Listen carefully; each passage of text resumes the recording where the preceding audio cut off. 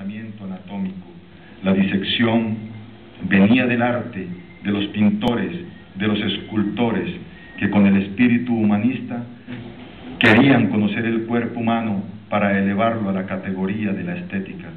Por eso los médicos, los artistas y los boticarios pertenecían al mismo gremio. Un solo árbol, el más frondoso y sabio para nombrar el bosque, Leonardo da Vinci, pintor, escultor, arquitecto, físico, cosmólogo, geólogo, ingeniero, poeta, anatomista e inmortal. Es por ese camino de humanismo donde el símbolo no es menos que el signo, donde el mito no es menos que el discurso, ni el arte menos que la ciencia, donde se puede estar más allá de la antinomia entre racionalismo e irracionalismo y se aceptan con igual respeto la religión y el ateísmo. Es por ese camino donde la medicina y la literatura se topan, se reconocen, se abrazan, se rechazan y establecen para siempre un diálogo perpetuo como dos disciplinas humanísticas. No es un diálogo fácil, es un diálogo en conflicto permanente, porque la medicina, a pesar del pensamiento lógico que desarrolla, siempre termina diagnosticando la enfermedad, mientras que la literatura, la poesía, indaga el alma, el ánime del ser humano, termina encontrando al hombre que hay en la enfermedad. En otras palabras, con la medicina nos damos cuenta cuántos son los latidos del corazón. Con la literatura, con la poesía, nos damos cuenta por quién y para quién son esas palpitaciones que salen de cauce y cogen por los esteros del amor o del desamor con un frenesí sin brújulas ni sextantes. Como la literatura fermenta su buen vino de palabras en esa ánfora de vaticinios y deslumbramientos que es la poiesis, la poesía, la creación, muchas patologías han sido descritas literariamente desde antes de ser estudiadas científicamente. Por ejemplo, el síndrome histérico en Ana Karenina de Tolstoy ya hubiese querido Freud haberlo escrito. La celotipia, estudiada por los psiquiatras, ya estaba en el Otelo de Shakespeare, en la furia de Hera, en la furia de Hera frente a la insaciabilidad sexual de Zeus en la mitología griega. El síndrome de Pickwick, esa narcolepsia endocrina que padecen los obesos, la aprendimos primero de Charles Dickens que en el libro de Medicina Interna. La enfermedad de las languideces, la tisis o la tuberculosis, magistralmente la describe Alejandro Dumas, hijo, en La bella cortesana de La dama de las camelias. La descripción clínico-psicológica del paciente tuberculoso en La montaña mágica de Thomas Mann es la totalidad del ser humano en la enfermedad. Dostoyevsky describe su propia enfermedad, la epilepsia, en su obra El idiota, a través del príncipe Mitskin. El misterioso cerebro, desde antes que el doctor Yves Chatain, en su clase de neuroanatomía, nos las enseñara, ya Homero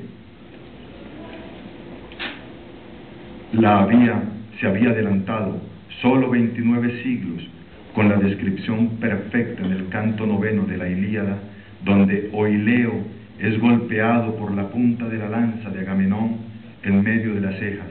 El bronce del casco no pudo detener la ira de la lanza y ésta le atravesó el hueso frontal hasta encontrar los pormenores del cerebro y vaciarle su cántaro de sueños y de encéfalo.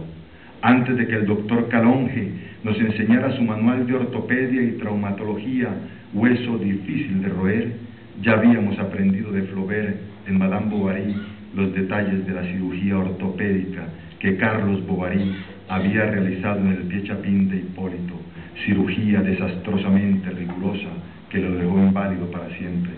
¿Y qué decir de ese tratado de semiología que es 100 años de soledad, donde todos los años por el mes de marzo una familia de gitanos desarrapados plantaban sus carpas cerca de la aldea, dirigidas por un gitano corpulento de barba montaraz y manos de gorrión llamado Melquiades?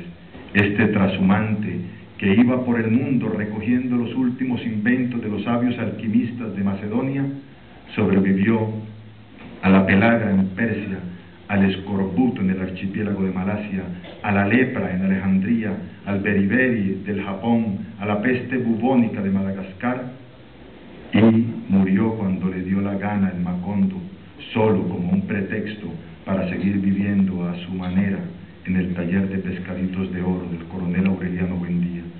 ¿Y qué tal la peste del insomnio? La que trajo la India guajira llamada Visitación y que contagió a todo Macondo. El doctor Vicente Treza, amigo de García Márquez, recibió una carta del doctor Gambetti del Instituto de Neuropatología de Cleveland, Ohio, donde le pedía el contacto con un tal García Márquez, escritor costeño, que había descrito la enfermedad del insomnio, y que él estaba dispuesto a mandar a 5 científicos del instituto para estudiar a los Buendías allá en Macondo. Contactado García Márquez, solo atinó a decir que eso había sido un ejercicio de la imaginación, que no le hicieran caso y que si no soñaban era porque no lo necesitaban. Mucho tiempo después se descubrieron 5 casos de insomnios perpetuos. Ese es el realismo mágico, la imaginación inventando la realidad. La geofagia de Rebeca a través de sus grandes bocados de cal y tierra, o la gonocoxia de los mellizos José Arcadio II y Aureliano II, tan idénticos que fueron confundidos al nacer y el uno quedó como el otro y el otro como uno, pero ambos a su vez tan diferentes que quedaron iguales, hasta que engañaron a Petra Coptes en la cama, pero no a la blenorragia, y tuvieron que acudir donde Pilar Ternera, la abuela babilónica, para que les hiciera instilaciones uretrales con aguas diuréticas y lavativas de permanganato de potasio. Por esa época, el penicillium era un hongo pálido, níveo, inútil, de hábitos vegetales inofensivos y anónimos. Fleming, en 1929, era un muchacho inquieto, curioso, de 50 años. La ruptura prematura de membrana de Remedios, incinerada por fiebres inclementes.